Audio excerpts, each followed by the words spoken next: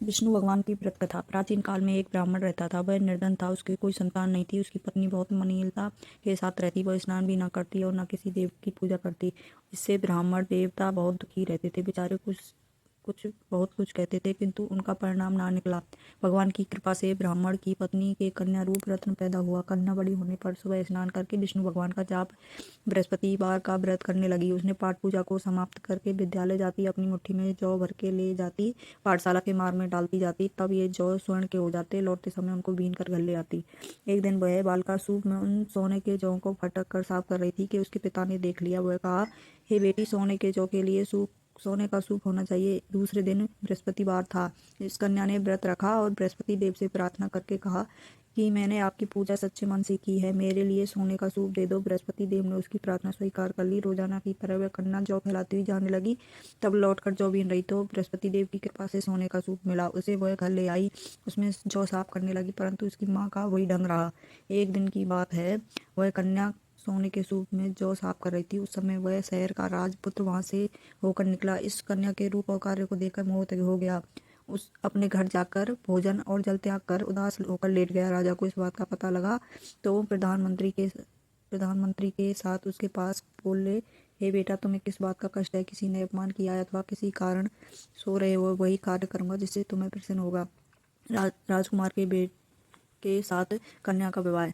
अपने पिता की राजकुमार ने बातें सुनी तो बोले, मुझे कृपा से किसी बात का दुख नहीं है, किसी ने मेरा अपमान नहीं किया, परंतु मैं उस लड़की से विवाह करना चाहता हूँ जो सोने के सूप में जौ साफ कर रही थी। ये बात सुनकर राजा आश्चर्य में पड़ गया। बोला कि हे बेटा, इस तरह की कन्या का पता तुम्हें कहाँ लगाऊं? मैं उसके साथ तेरा विवाह अवश्य ही करवा दूंगा। राजकुमार ने उस लड़की के घर का पता बतलाया। तब मंत्री उस लड़की के घर गए, ब्राह्मण देवता को सभी हाल बतलाया। ब्राह्मण देवता राजकुमार के साथ अपनी कन्या का विवाह करने के लिए तैयार हो गया। विधि विधान के अनुसार ब्राह्मण की कन्या का विवाह राजकुमार के साथ हो गया। बेटी ने की पिता की मदद। कन्या के घर आते ही पहले की भांति उस ब्राह्मण देवता के घर में गरीबी निवास हो गई।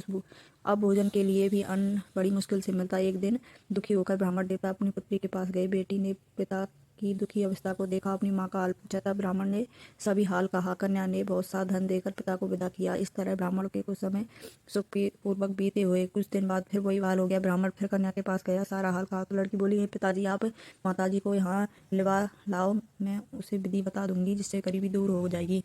वह ब्राह्मण देवता अपनी पत्नी के साथ लेकर पहुंचे।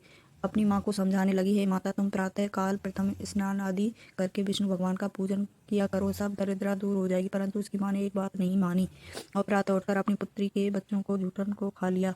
इससे उसकी पुत्री को बड़ा गुस्सा आया और रात को कोठरी से सभी सामान निकाल दिया, अपनी माँ को उसमें बंद कर दिया। प्रातःकाल उसे निकाल तब स्नान आदि करा के पाठ करवाया तो उसकी माँ की बुद्धि ठीक हो गई।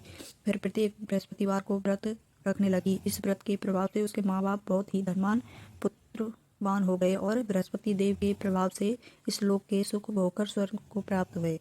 प्लीज़ लाइक, फॉलो करें, सब्सक्राइब करें।